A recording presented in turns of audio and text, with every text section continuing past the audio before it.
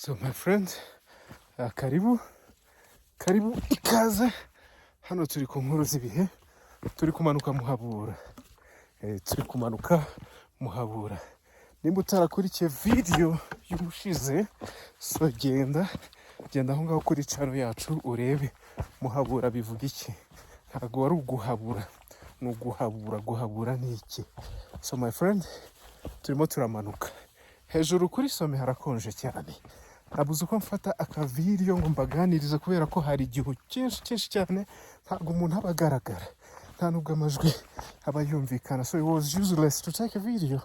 Hano I think murabona inyuma yanjye, muri kubona aho ndi guturuka ku musozi hejuru, sibyo? So aha rero kuhaza nakunze abantu bo muri RDB. They always tell you ngo ikirunga ntago kizimuka ukoresha imbaraga zawe. So twageze mu cya kabiri, baratubwira ngo ntabwo turi bugereyo. And I was like, I'm a warrior. Ndindwanya ngomba kugera hano hantu. So ndasimbuka ngerayo, ngera kuri some. Amafoto arahari, ujye ku zindi page zacu z'inkuru z'ibihe. So uragenda ubona ayo mafoto. So no kumanuka rero, kumanuka birihuta, ariko kumanuka bikagusaba ko ufite amavi ari stable. Hari abavandimwe nsize inyuma, nza nihuta nabo kugira ngo baze badukurikiye. Ariko guhikinga ntabwo ari amasiganwa, ugenda uko imbaraga zawe zigize gute zingana. So impamvu y'iyi video rero, iyo ugeze kuri some hejuru kuri Muhabura, hari akapa ka Uganda. Abagande n'abanyarwanda bahurira hejuru ku kapa. Ibi byatumye nanone ntongera kwanga ikintu cy'imipaka abazungu bazanye. Product y'imipaka ni product kabisa itanya abantu kurusha uko ibahuza. Duhuye n'abasirikare b'Abagande bazanye abaturiste bavuye muri Uganda, abaturiste bavuye mu Rwanda, bari kumwe n'abasirikare b'Abagande. Turahura turaganira nk'abantu. Nta rwango, nta kiburi, nta bugome, nta kindi kintu gihari. Just kidutandukanya n'uwo mupaka. Turavugana mu Cyongereza bakatwumva, yewe hari n'abagerageza bakavuga Ikinyarwanda, muri twe hari n'abavuga Ikigande, tukumvikana. My friend, dushyire hamwe nk'abavandimwe, twirengagize ibi biboro by'imipaka. Nibyo tuyubahe, yego nibyo, akaje karemerwa, akaje mu nkangara urakira ugapfundura, nyine ubwo ngubwo nibyo, ukakazagasubiza nyine wamugarura.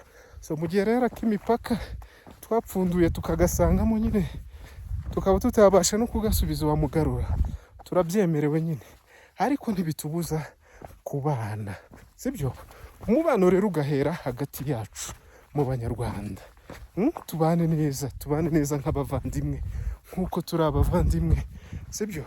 Tubane neza, tureke amatiku, tureke kuryana, tureke gupfa ubutaka, tureke kurogana, tureke ayo mazimwe yose, tureke impaka z'amadini, tureke ibyo bintu byose. And my friend, ntiwumve ndi kuvuga ibintu nk'ibi ngibi utekereza ngo hari ukundi kuntu actually mba nicaye nkabitegura. Nuko kimwe mu nyungu zo guhikinga nk'uko wiga byinshi. Guhikinga Muhabura byonyine bituma wanga umubiri wawe, ariko mu kwanga umubiri wawe ugahita wumva neza ko ikikugize si umubiri gusa, hari undi mwuka ufite, sibyo? Umubiri uraruha, ariko wa mwuka ufite uragusunika, ugaplaninga, ukavuga reka nduhure umubiri, nimara kuruhura umubiri then umwuka mfite uransunika. Hari abantu twaje turi nka 15, tugeze kuri some turi 5. Hari abantu tumanukanye kuri some turi 5. Ubu nsa nk'uri imbere, abandi baracyari inyuma kubera ko speed dufite ntabwo ari imwe, abandi bari inyuma nyine. Ikindi kandi umubiri twambaye si umwe, ariko spirit dufite ni imwe, ururimi tuvuga ni rumwe. So ibyo byose rero iyo uri guhikinga urabimenya, urivumbura wowe urimenya, ukamenya imbaraga ufite, ukamenya energy ufite, ukimenya. Wambara kwimenya rero, kubaho no kubana uzakore ubukwe muri babiri, wowe n'umugore wawe cyangwa n'umugabo wawe, urebe ko ibyo biba ari ibirori. Nta birori biri aho ngaho my friend, sibyo? Ubukwe ni abantu, ubukwe ni amafaranga. So nidukundana tuzafashanya, tuzitanaho, tubashe kugira gute kubona ayo mafaranga. Dukundane, dushyire hamwe, twirengagize iyo mipaka, ariko turabihera hagati yacu ubwacu. Twimenye, dukore siporo idufashe kwimenya no kwiyumva. Nitumara kwimenya tumenye ko tutari ba nyamwigendaho, tumenye ko turi pariti.